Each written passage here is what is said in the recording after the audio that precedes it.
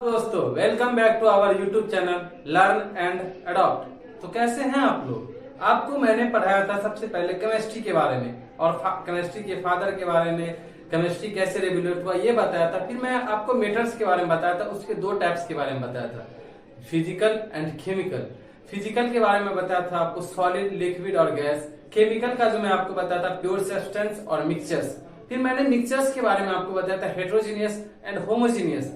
उसके बाद हम जो बताए थे प्योर सब्सटेंस के बारे में, कल के हमारे वीडियो में था प्योर सब्सटेंस के बारे में, यानी कि प्योर सब्सटेंस होता क्या, उसके दो टाइप्स कल आपको बताए थे, एलिमेंट्स एंड कंपाउंड्स। तो मैं जो आपको पहले एलिमेंट और कंपाउंड के बारे में बताता, एलिमेंट यानी कि जो एक ही तरह के एटम से मिलकर बना वो एलिमेंट हो गया। कंपाउंड जो एक ही तरह के वो डिफरेंट टाइप्स ऑफ ये एलिमेंट से मिलकर बना वो कंपाउंड होता है। तो आज का हमारा जो टॉपिक है हम कंपाउंड्स के बारे में जानेंगे और कल की वीडियो में हम जानेंगे एलिमेंट के टाइप के बारे में, मेटल, नॉन मेटल, मेटलॉइड्स के बारे में। तो आज का जो हमारा टॉपिक होगा वो होगा कंपाउंड एंड इट्स टाइप। तो कंपाउंड के बारे में तो आप जान चुके पिछली वीडियो में, अभी हम जानेंगे कंपाउंड के टाइप्स के बारे में। तो कंपाउंड के बेसिक दो टाइप्स होते हैं, organic compound and inorganic compound. Organic, inorganic, अब इन शब्द पे जाते हैं। हम सबसे पहले इसका हिंदी जानते हैं। ऑर्गेनिक यानी कि कार्बनिक, जिसको हम दूसरी भाषा में, आम भाषा में जैविक भी कह सकते हैं, और इनऑर्गेनिक यानी अकार्बनिक, जिसको हम अजैविक भी कह सकते हैं। तो सबसे पहले हम जानेंगे कार्बनिक यानी कि ऑर्गेनिक जो है कंपाउंड का डेफिनेशन जानेंगे। चलिए, तो सबसे पहले हम जानेंगे ऑर्गेनिक कंपाउंड यानी कि कार्बनिक यौगिक जो होता है, कार्बन के यौगिक, उसको जो है दूसरा नाम उसका होता है जैविक,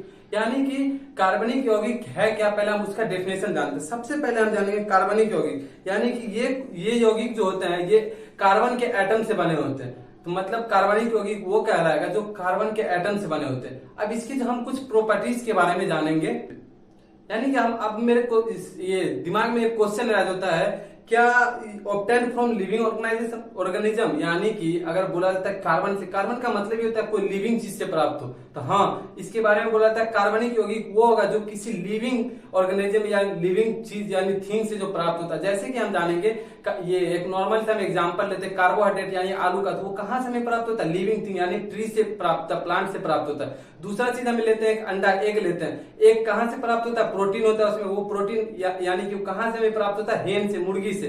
तो क्या मुर्गी यानी लिविंग थिंग से हमें जो है कार्बनिक चीज का प्राप्त होता है, ये हम जाने। उसके बाद दुनिया में सबसे ज्यादा जो चीज है वो कार्बनिक ही है। कार्बनिक का एक और प्रॉपर्टी जान सकते हैं, और कार्बनिक यौगिक जो भी होगा वो जलने के बाद जो है धुआं देगा। तो कार्बनिक यौगिक का ये सब प्रॉपर्टी।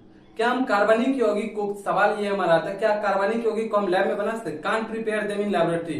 बोला जाता था कि हम जो कार्बनिक कोई भी यौगिक है, कार्बनिक कोई भी कंपाउंड है, उसको जो है हम लैब में नहीं बना सकते। लेकिन सबसे पहले यूरिया को बोला था, urea is the first man made organic compound. इसीलिए जो उसको बनाने वाले थे वॉलर, इसीलिए वॉलर को जो है ऑर्गेनिक केमिस्ट्री का भी फादर कहा जाता है। तो हम अब क्या जाने ऑर्गेनिक के बारे में, ऑर्गेनिक केमिस्ट्री। पहले ऑर्गेनिक कंपाउंड क्या होता है, ऑर्गेनिक कंपाउंड वैसा कंपाउंड जो कार्बन के एटम से मिलकर बना होता है। उसके बाद हम जाने की इसका प्रॉपर्टीज के बारे में जाने की, सबसे पहले ये प्राप्त हमें कहां से होता है, ये प्राप्त हमें लिविंग थिंग से होता है। उसका हम एग्जाम्पल जाने, जैसे कि हम एक कार्बोहाइड्रेट लिए, आलू लिए, तो वो हमें कहा प्लांट से प्राप्त होता है। उसके बाद हम क्या लिए थे, एक अंडा लिए थे, प्रोटीन जिसमें, तो वो कहां से हमें प्राप्त होता है, वो हमें हेन से प्राप्त होता है। हम जानेंगे कार्बनिक यौगिक के बारे में। अब हम जानेंगे कार्बनिक का, हम जानेंगे अब हम जानेंगे इनऑर्गेनिक कंपाउंड यानी कि अकार्बनिक यौगिक यानी कि अजैविक। तो सबसे पहले हम जानेंगे इनऑर्गेनिक यानी कि अकार्बनिक यौगिक होता क्या है, यानी कि वैसा यौगिक जिसमें कार्बन की मात्रा नहीं हो, यानी कि कोई भी पदार्थ बनाए जिसमें कार्बन की मात्रा नहीं होती है। अब हम इसका जानेंगे, क्या ये लैब में बन सकता है, लेबोरेटरी में? यस, क्योंकि ये नॉन लिविंग थिंग से प्राप्त होता है। ये हमें और अकार्बनिक यौगिक जितना भी है, जितना भी ये चीज है, ये हमें नॉन लिविंग थिंग से, तो कोई भी चीज जो नॉन लिविंग थिंग से प्राप्त होता है यानी कि जो जानदार चीज से प्राप्त, उसको तो हम बना सकते हैं, लेबोरेटरी में बना सकते हैं। अब हम जानेंगे इसकी कुछ प्रॉपर्टीज के बारे में। हम क्या जाने कि इनऑर्गेनिक कंपाउंड जो होता है वो हमें नॉन लिविंग थिंग से प्राप्त होता है। अब जैसे कि obtain from a non living thing, हम जैसे इसका एग्जांपल देखते हैं। हम एक इनऑर्गेनिक कंपाउंड लेते हैं, साल्ट यानी कि नमक। नमक हमें किस चीज से प्राप्त होता है, नमक हमें NaCl यानी कि सोडियम क्लोराइड से प्राप्त होता है। जैसे हम सल्फेट के बारे में जानेंगे, तो सल्फेट भी हमें नॉन लिविंग थिंग यानी कि ये कैल्शियम सल्फेट CaSO4 से प्राप्त होता है। अब हम जानेंगे जैसे कि नाइट्रेट है तो KNO3 यानी पोटेशियम नाइट्रेट, तो ये सब किस चीज से प्राप्त होता है? हमें नॉन लिविंग थिंग्स से।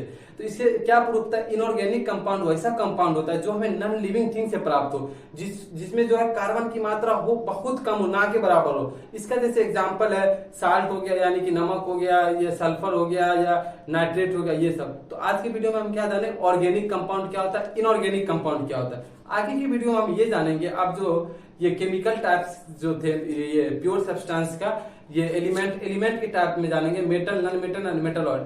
आप लोग जिस तरह से हमारा वीडियो देख रहे हैं इसी तरह से हमारे वीडियो को देखते हैं, ज्यादा से ज्यादा लोगों तक जो है शेयर करते रहे।